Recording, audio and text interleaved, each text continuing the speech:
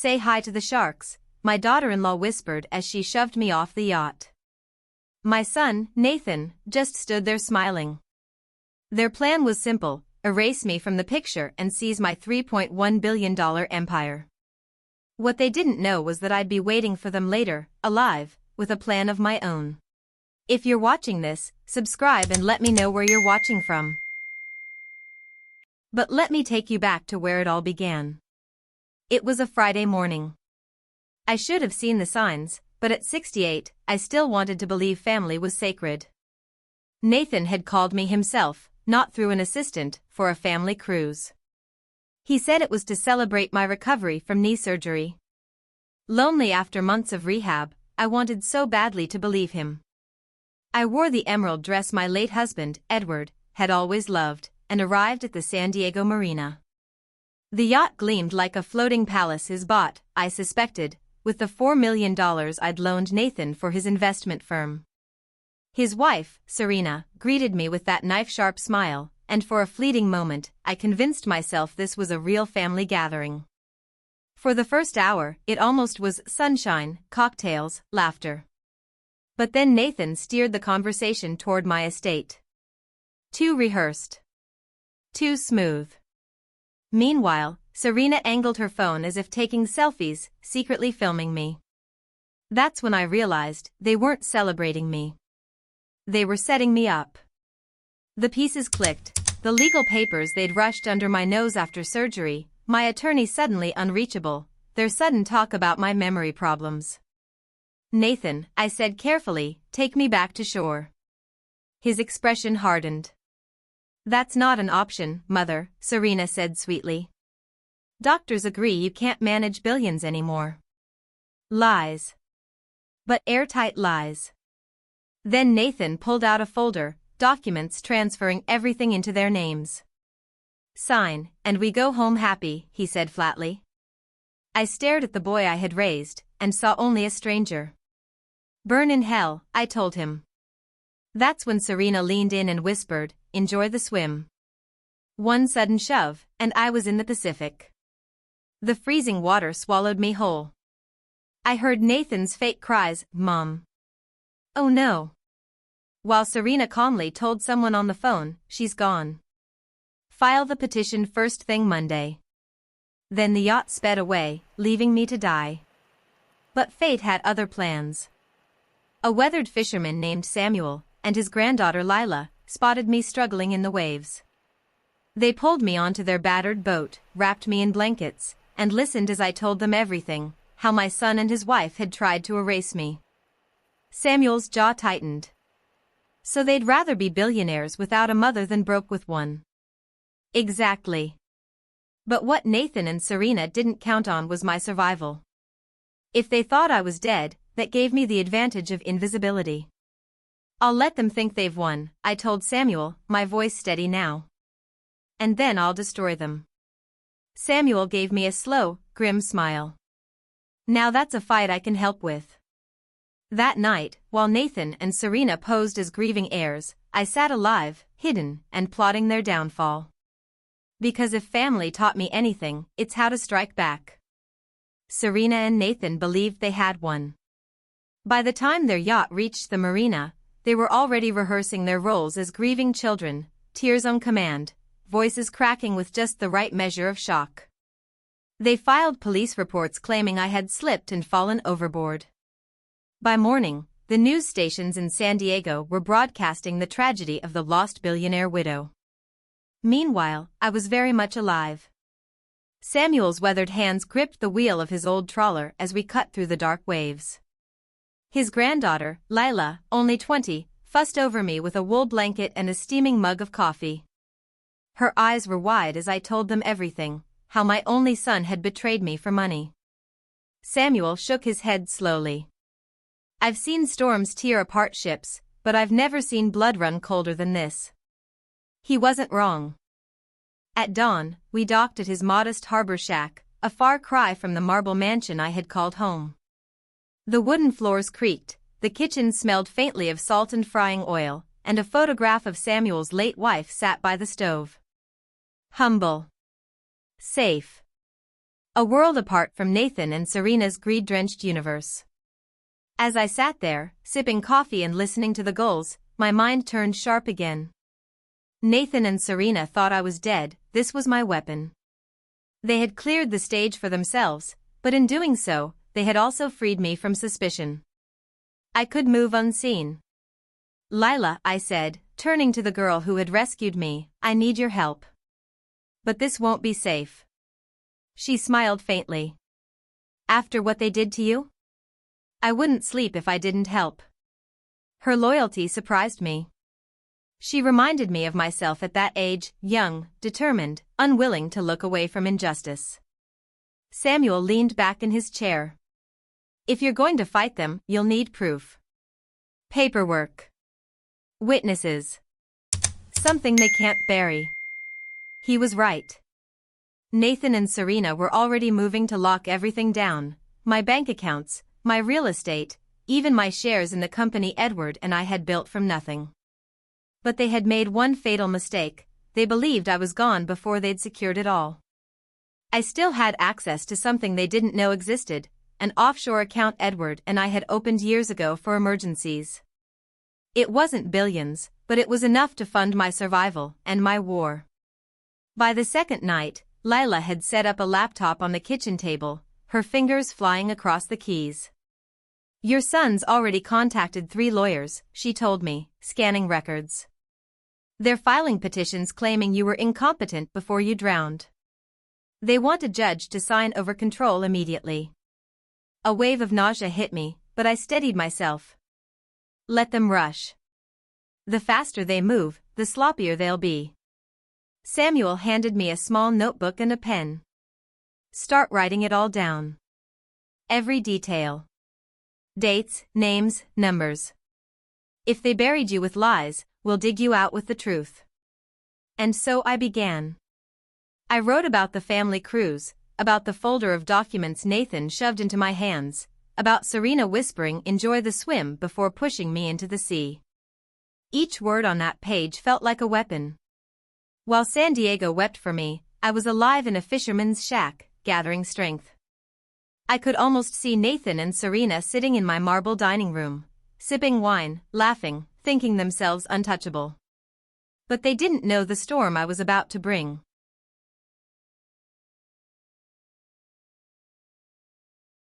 Because I wasn't just a mother they had betrayed. I was a survivor. The moment had come. I was supposed to be dead.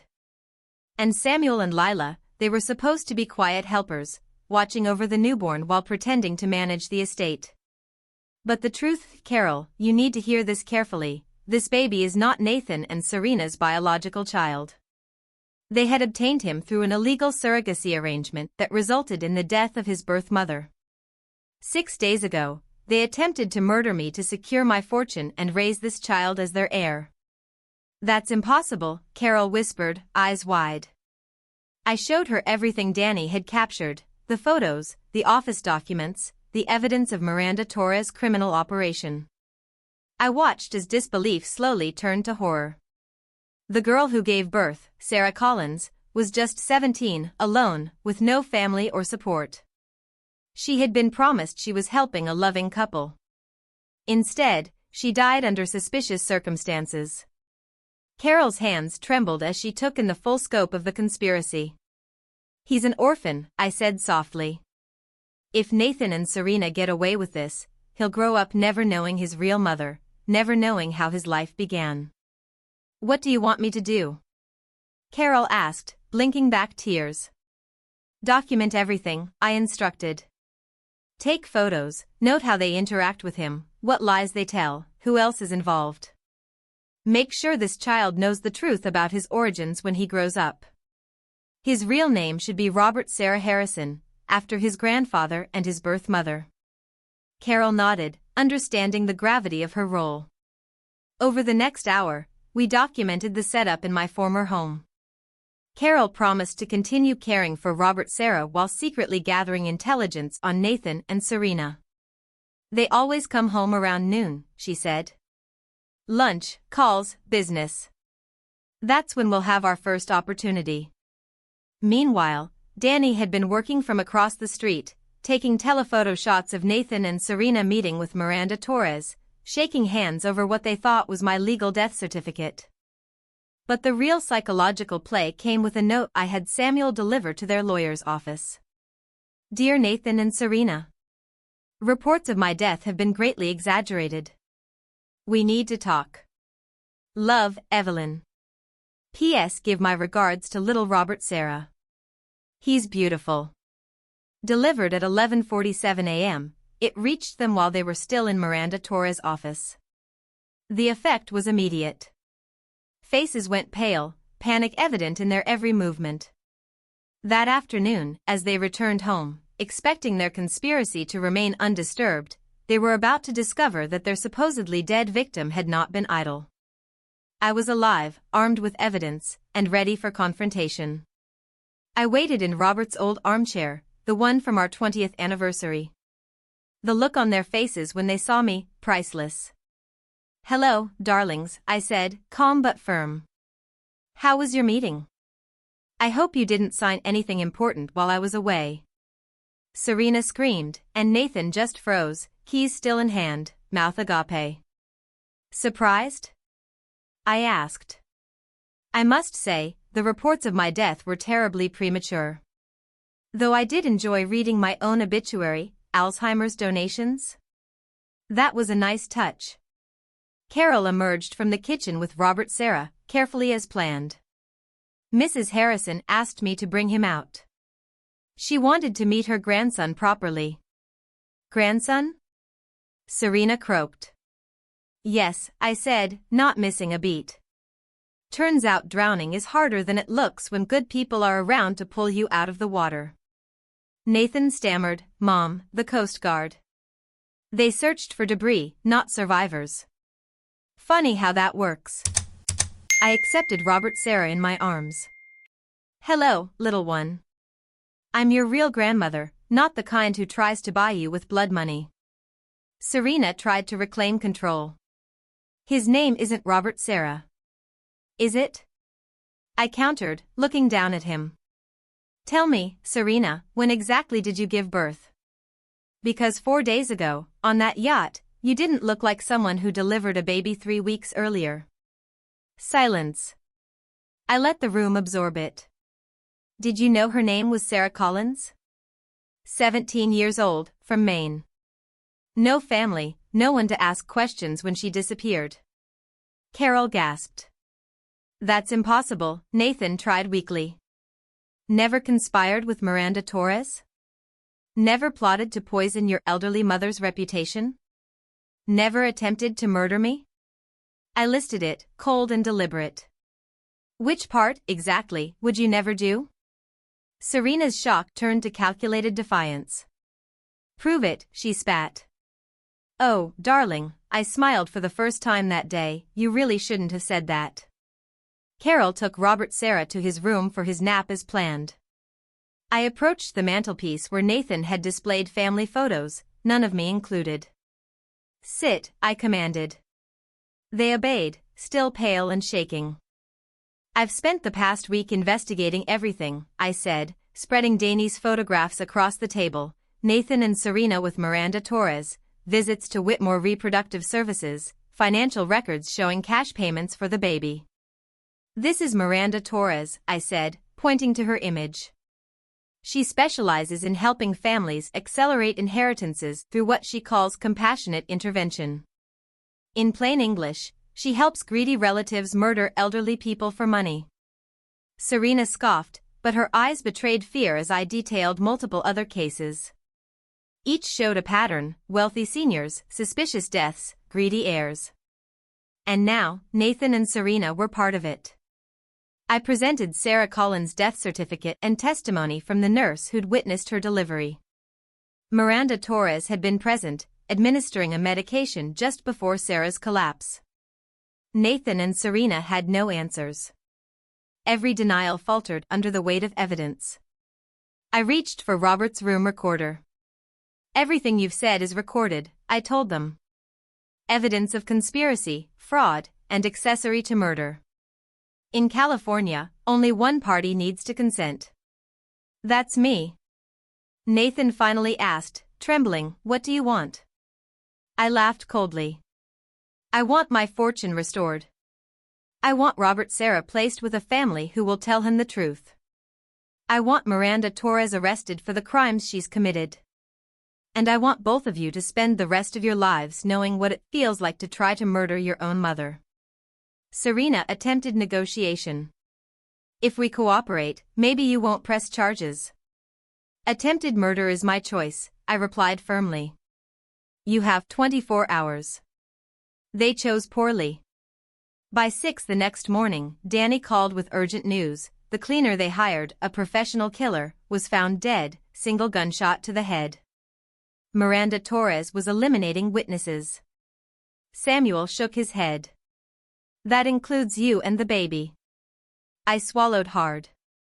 Robert Serra was in danger. The plan was simple, terrifying. I would surrender to Nathan and Serena, let them believe they had won, and trust Danny and Samuel to rescue both me and Robert Serra when Miranda Torres arrived to clean house. This is insane, Mrs. Chen said.